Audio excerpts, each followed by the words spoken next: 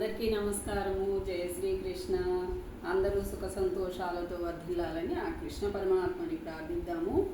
మనము భగవద్గీతలోని శ్లోకాలకు అర్ధ తాత్పర్యాలను తెలుసుకుంటున్నాము. అదే దాంట్లో ఈరోజు కంటిన్యూషన్లో తెలుసుకుందాము. అందరూ సుఖ సంతోషాలతో వర్ధిల్లాలి. మనము చెప్పే అర్ధ తాత్పర్యాలకు కానివ్వండి, రోజు పెట్టే శ్లోకాలకు కానివ్వండి, అందరూ లైక్ చేయండి, అలాగే షేర్ చేయండి, సబ్స్క్రైబ్ చేయండి. ఇంకా కొంతమందికి చేరుతాయి, ఇంకా కొంతమంది వాటిని అందుకోగలుగుతారు అని మా ప్రార్థన, విన్నపము. అందరూ లైక్ చేస్తారని అనుకుంటున్నాను. థ్యాంక్ యూ, ధన్యవాదాలు. మరి ఈరోజు 22వ శ్లోకముతో మొదలు పెడతాము. 21 వరకు కిందటి వీడియోలో తెలుసుకున్నాము. మొదటి అధ్యాయము నుండి తెలుసుకోబోతున్నాము. మనము అర్జున విషాద యోగము మొదలు పెడదాము. యావదేతా నిరీక్షేహం యోధుకామానవస్థితాన్ కైర్మయా సహయోద్ధవ్యం అస్మిన్ రణసముద్యమే. ఈ శ్లోకం దీనికి అర్ధ తాత్పర్యం ఏమనగా, రణరంగమునందు అంటే యుద్ధమునందు యుద్ధాభిలాషులై నిలిచి ఉన్న, యుద్ధము చేయాలని కోరిక అది తప్పదు కూడాను, నిలిచి ఉన్న ప్రతిపక్ష యోధులందరినీ బాగుగా పరిశీలించినంత వరకును, అంటే ఒకరినొకరు నిజంగానే యుద్ధంలో ఎదుర్కొన్నా నుంచినప్పుడు వాళ్ళేం మాట్లాడతారు, వీళ్ళేం మాట్లాడతారో ఎవరికి తెలియదు. అలాగే ఒకరినొకరు పరిశీలించుకుంటున్నారు. పరిశీలించినంత వరకు వారిలో ఎవరితో నేను యుద్ధం చేయవలసి ఉన్నదో గమనించినంత వరకును రథమును నిలిపేయించును. అర్జునుడు అంటున్నాడు, నేను ఎవరితో యుద్ధం చేయాల్సి వస్తుందో నాకే తెలీదు, అప్పటిదాకా ఉంచు అలాగే రథాన్ని అని చెప్తున్నాడు. తర్వాతి శ్లోకం. యో సమానానవేక్షేహై ఏతేత్ర సమాగతాః ధాతరాష్ట్రస్య దుర్బుద్ధే యుద్ధే ప్రియచికీషవః. దుర్బుద్ధి అయిన దుర్యోధనకు ప్రియమును కూర్చుటకై యుద్ధమున పాల్గొనదలిచి వచ్చి ఉన్న రాజులను అందరినీ ఒక పరికించదను. దుర్బుద్ధి అయిన అంటే బుద్ధి సరిగ్గా ఉండదు ఎవరికి? దుర్యోధనుడికి.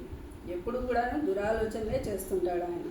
అందుకని అలాంటి దుర్యోధనకు ప్రియమును కూర్చుటకై యుద్ధమున పాల్గొనదలచి ఆయనకి ప్రియాన్ని చేకూరుస్తాడు. ఎలా చేకూరుస్తాడు? ఆయన బుద్ధే దుర్బుద్ధి. అందుకని వచ్చి ఉన్న రాజులను ఆయన తరఫున, దుర్యోధన తరఫున వచ్చిన రాజులందరినీ కూడాను పరికిస్తున్నాడు అన్నమాట. అది చెప్పాడు. సంజయోవాచ ఏవముక్తో హృషీకేశో గుడాకేశేన భారత సేనయోరుభయోర్मध्ये స్థాపయిత్వా రథోత్తమం భీష్మద్రోణ ప్రముఖతః సర్వేషాం చ మహీక్షితాం ఉవాచ పార్థ పశ్చైతాన్ సమవేతాన్ కురునితి. ఇప్పుడు మనము 24, 25 శ్లోకాలు రెండు చదువుకున్నాము. రెండింటికి అర్థం తెలుసుకుందాం. సంజయుడు చెప్తున్నాడు, ఓ ధృతరాష్ట్ర, అర్జునుని కోరిక మేరకు శ్రీకృష్ణుడు ఆ దివ్యరథమును భీష్మద్రోణులకును ఆ పక్షమునందరి మహారాజులందరికీ ఎదురుగా ఉభయ సేనల మధ్య నిలిపాడు. ఎవరు? సంజయుడు చెప్తున్నాడు, ఓ ధృతరాష్ట్ర. ధృతరాష్ట్రుడు మనకి తెలుసు కదా, కౌరవసేన అందరికీ తండ్రి. ఆయన చెప్తున్నాడు అర్జునుని కోరిక మేరకు. అంటే అర్జునుడు అన్నాడు కదా, నేను అందరినీ ముందు ఎవరితో యుద్ధం చేయాలో ఆలోచిస్తాను, అందుకని అంతవరకు రథాన్ని నిలిపి ఉంచాను. అదే విషయం ఇప్పుడు చెప్తున్నాడు అనమాట. అర్జునుని కోరిక మేరకు శ్రీకృష్ణుడు ఆ దివ్య రథమును, ఆయన రథమును భీష్మద్రోణులకును ఆ పక్షమునందరి మహారాజు అందరికీ ఎదురుగా ఉభయ సేనల మధ్య నిలిపాను. పిదప అతడు అర్జునుతో, పార్థ, ఇక్కడ సమావేశమైన ఈ కౌరవ వీరులందరినీ పరికింపు చెప్తున్నాను. కౌరవులందరినీ చూడు, పరికించమంటే చూడు ఎవరేం చేస్తున్నారు ఆయనకి ఉంది కదా మరి ఎవరు ఎలాగా యుద్ధంతో ఎవరితో చేయాలి అని ఆలోచిస్తున్నావు కాబట్టి ఆలోచించు అని చెప్తున్నాడు అనమాట. తత్రా పశ్య స్థితా పార్థ పితॄన్నత పితామహాన్ ఆచార్యాన్ మాతులాన్ భ్రాతॄన్ పుత్రాన్ పౌత్రాన్ సఖీంస్తథా శ్వశురాసుహృదశ్చైవ సేనయోరుభయోరపి. ఇప్పుడు తర్వాత పార్థుడు ఆ ఉభయ సేనల ఎందును చేరి ఉన్న పెద్దతండ్రులను పినతండ్రులను తాత ముత్తాతలను గురువులను మేనమామలను సోదరులను పుత్రులను అందరినీ ఇంకా లెక్కబెట్టి ప్రతి ఒక్కరి పేరు చెప్తున్నాడు. పిల్లనిచ్చిన మామ కూడా ఉన్నాడు అందులో. ఆత్మీయులను అందరినీ చూచి తర్వాత అంటున్నాడు, తాన్ సమీక్ష స కౌంతేయ సర్వాన్ బంధూనవస్థితాన్ కృపయా పరయావిష్టో విషీదన్నదమబ్రవీత్. అర్జునోవాచ దృష్ట్వేవం స్వజనం కృష్ణ యుయుస్సం సముపస్థితం. ఇప్పుడు మనము 28వ శ్లోకము చదువుకున్నాము. 29వ శ్లోకం కూడాను తెలుసుకుందాం. సీదంతి మమ గాత్రాణి ముఖం చ పరిశుష్యతి వేపదుశ్చ శరీరే మే రోమహర్షస్య జాయతే.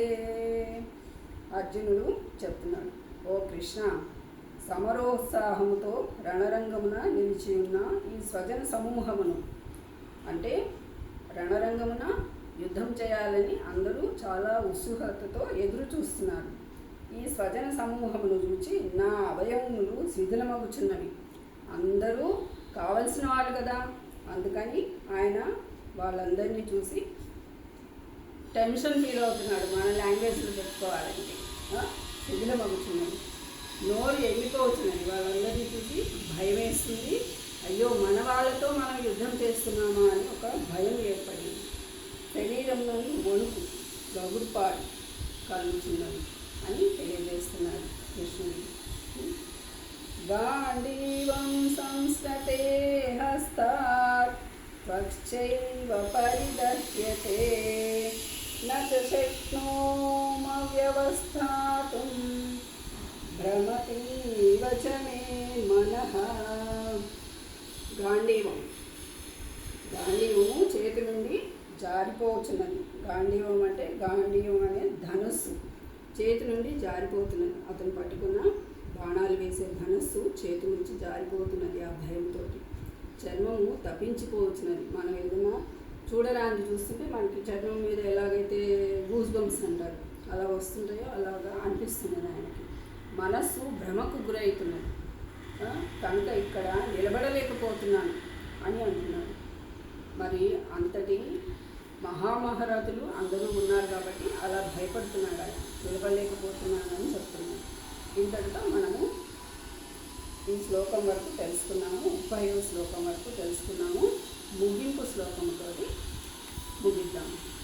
యోగేశం సచిదానందం వాసుదేవం వ్రజప్రియం ధర్మ సంస్థాపకం వీరం కృష్ణం వందే జగద్గురుం. శ్రీకృష్ణం వందే జగద్గురుం. జై శ్రీకృష్ణ. అందరికీ నమస్కారం, ధన్యవాదాలు.